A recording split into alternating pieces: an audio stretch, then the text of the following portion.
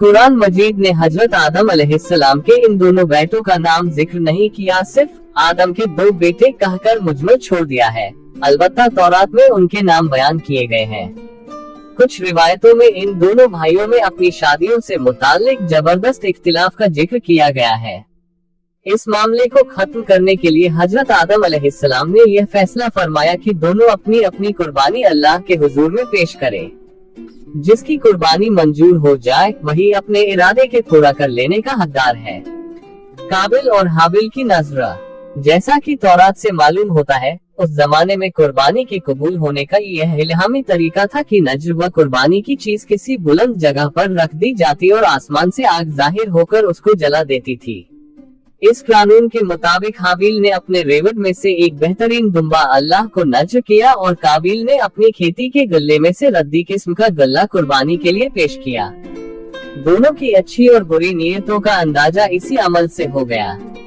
इसीलिए दस्तूर के मुताबिक आग ने आकर हाबिल की नज्र को जला दिया और इस तरह कुर्बानी कबूल होने का शर्फ उसके हिस्से में आया। काबिल अपनी इस तौहीन को किसी तरह बर्दाश्त न कर सका और उसने गज़ब में आकर हाबिल से कहा कि मैं तुझको कत्ल किए बगैर न छोड़ूंगा ताकि तू अपनी मुराद को न पहुंच सके। हाबिल ने जवाब दिया, मैं तो किसी तरह तुझ पर हाथ न उठाऊंगा, बाकी तेरी जो मर्जी आए वह कर। रहा कुर्बानी का मामला, सो अल्लाह के यहाँ नेक नियत ही की नज्र कबूल हो सकती है। वहाँ बदनीयत की न धमकी काम आ सकती है और न बेवजह गम व गुस्सा, और इस पर काबिल ने गुस्से से बहुत ज्यादा भड़क कर अपने भाई हाबिल को मार डाला। कुरान पाक में न शादी से मुताल्लिक इख्तिलाफ का जिक्र है और न इन दोनों के नामों का जिक्र है, सिर्फ कुर्बानी नजर का जिक्र है और इस रिवायत से ज्यादा हाबिल की लाश के दफन से मुताल्लिक यह इजाफा है। कत्ल के बाद काबिल हैरान था कि इस लाश का क्या करे। अभी तक आदम की नस्ल मौत से 2-4 नहीं हुई थी और इसीलिए हजरत आदम अलैहिस्सलाम ने मुर्दे के बारे में अल्लाह का कोई हुक्म नहीं सुनाया था। यकायक उसने देखा कि एक कौवे ने जमीन कुरेद कर गड्ढा खोदा। काबिल इसे देखकर चेता कि मुझे भी अपने भाई के लिए इसी तरह गड्ढा खोदना चाहिए, और कुछ रिवायतों में है कि कौवे ने दूसरे मुर्दे कौवे को उस गड्ढे में छुपा दिया।